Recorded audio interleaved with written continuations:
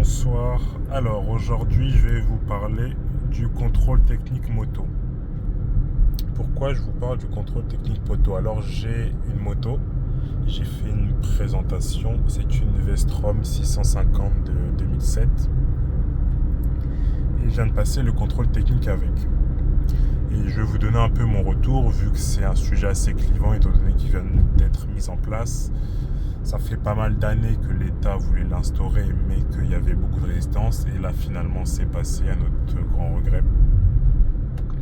Alors, vous l'aurez peut-être compris, je suis plutôt contre, mais j'omets des réserves par honnêteté intellectuelle. Et je vais vous expliquer tout ça. Alors, pourquoi contre? Contre parce que j'ai regardé un peu niveau statistique d'accidents et moi-même connaissant aussi les motards. Les accidents causés par l'état, enfin le mauvais état plutôt du véhicule étant extrêmement rares en moto. Généralement, c'est soit des collisions avec voiture, soit des motards qui vont se planter parce qu'ils ont voulu faire les fous, qu'ils ont fait des wheelings, qu'ils ont roulé à 300, bref. Mais le mauvais état de la voiture est vraiment extrêmement minoritaire. Beaucoup moins que pour les voitures. Parce que les voitures, même si vous regardez quand vous vous baladez en général, tiens, c'est fermé ici, si j'ai le droit de passer sur le côté. Les motards entretiennent très bien leur moto. Et je parle bien de motards, je ne parle pas de scooter. Pour moi, c'est deux mondes différents. Les motards entretiennent très bien leur moto parce que d'une part, la plupart des gens qui font de la moto, c'est que c'est des passionnés. Parce que c'est un moyen de transport assez contraignant, assez dangereux. Donc la plupart de ceux qui l'utilisent sont des passionnés. Donc en tant que passionnés, ils vont tendance à bien entretenir leur véhicule. Et deuxièmement, comme c'est dangereux, justement, pour éviter le maximum de risques, on va aussi super bien veiller à l'entretien du véhicule. Ça veut dire que, par exemple, moi, quand j'ai acheté ma moto, le pneu avant était mort, quasiment au témoin. Ce serait une voiture, j'aurais pu traîner plusieurs mois avec. Sur une moto, là, je l'ai fait directement.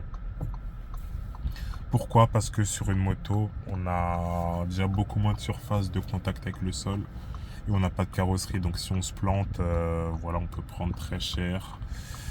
On n'a que deux roues, l'adhérence n'est pas pareil, donc je me suis pas permis de rouler longtemps avec. Alors que, notamment mes premières voitures, je me suis déjà permis de rouler avec des pneus en mauvais état pendant des très longues périodes, même quasiment lisses.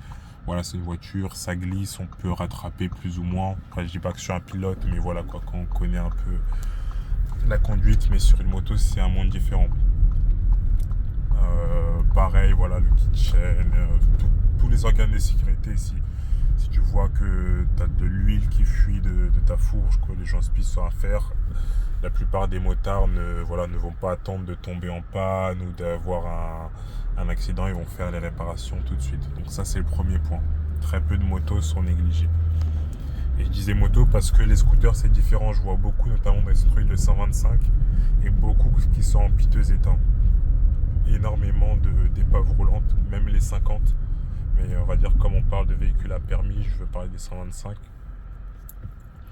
Les maxi scooters un peu moins parce que comme ça représente un assez gros budget, même s'il y a des MP3, les 3 roues c'est différent. Je vois des 3 roues en assez mauvais état, mais clairement ce qui a été Max, AK 550, GP 800, les gros maxi scooters sont assez bien entretenus. Donc premier point.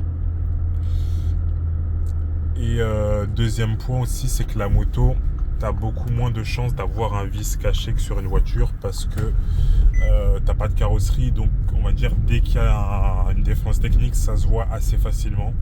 Beaucoup plus facilement que sur une voiture où t'as énormément de choses qui sont cachées. Là on le voit rapidement.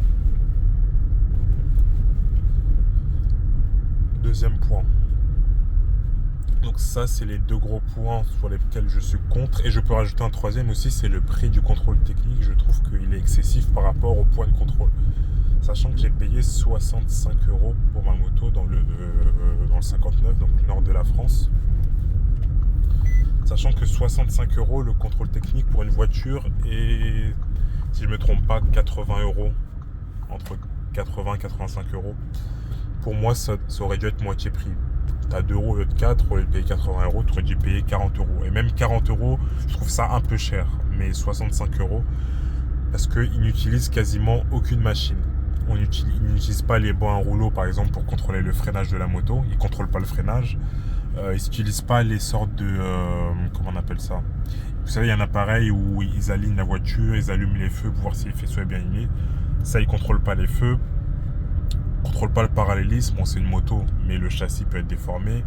Voilà, il y a énormément de choses qu'ils ne contrôlent pas, alors qu'ils contrôleraient sur une voiture. La seule machine qu'ils utilisent, c'est la sorte de petite... le petit tuyau qu'ils mettent dans l'échappement pour la pollution. Et ils ont une sorte de petit étau pour bloquer la roue avant. Et le contrôleur va manipuler un peu la moto, pousser sur le volant, mettre un peu de contrainte pour voir s'il n'y a pas de jeu excessif, par exemple dans la colonne de direction. Mais à part ça, c'est que des contrôles visuels. Donc le prix, clairement, je trouve ça abusé. Pour moi, ça aurait dû coûter 25 euros, quoi. Et même le temps passé passe beaucoup moins de temps que je pense que ça doit être 2 fois moins de temps que pour une voiture. Donc ces 3 points font que je suis contre. Par contre, je dois avouer que là où je suis pour, c'est pour la vente. Le problème de la vente, c'est que si quelqu'un, notamment un novice qui vient d'avoir le permis et qui s'y connaît pas trop en moto, et c'est pareil pour les voitures, encore pire pour les voitures, mais là on parle de moto, il peut avoir des chances d'acheter une poubelle, quoi, une épave. Si lui s'y connaît pas, tiens, le mec lave sa moto, voilà, il l'a fait briller, tiens, mec, la moto est magnifique, regarde et tout.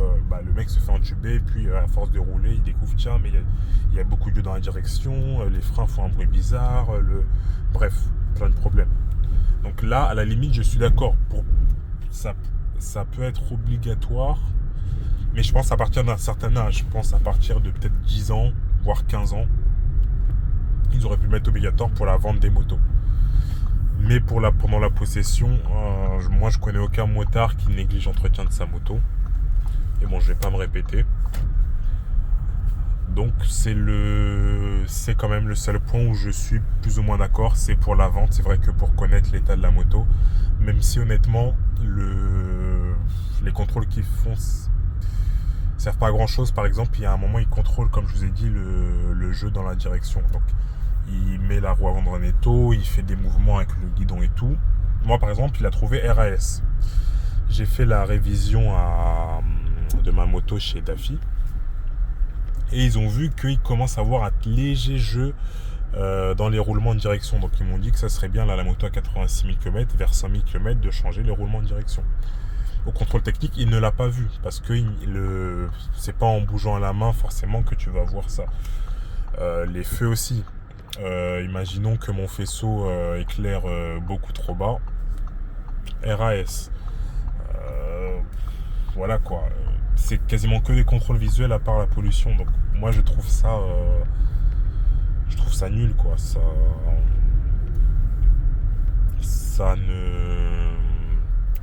Le rapport qualité-prix est médiocre et l'utilité est discutable. Je pense que j'ai fait le tour de ce que je voulais vous dire. Voilà. On se retrouve dans d'autres vidéos. Passez une bonne fin de journée, une bonne fin de soirée. À très vite. Salut.